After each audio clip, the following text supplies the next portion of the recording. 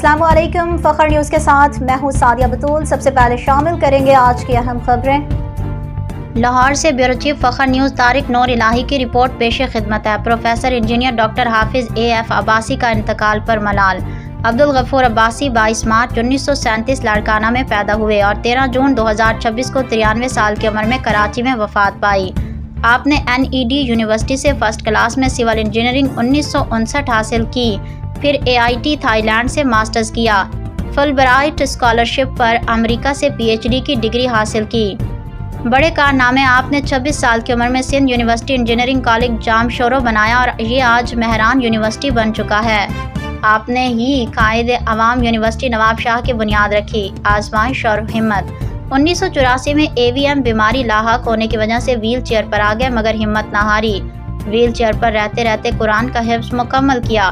آپ 34 سال کی عمر میں پروفیسر بن گئے تھے۔ 35 سال میں پرنسپل پورٹ قاسم اتھارٹی ممبر رہے، پھر انجینئر عباس کنگ فہد یونیورسٹی سعودی عرب میں خدمات انجام دیتے رہے۔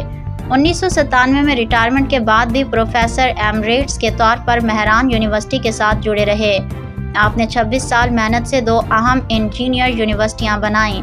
ویل چیئر پر قرآن دل میں اتار لیا۔ اللہ تعالیٰ ان کے مساعی جمیلہ قبول فرمائے اور جنت میں درجات بلند فرمائے، آمین۔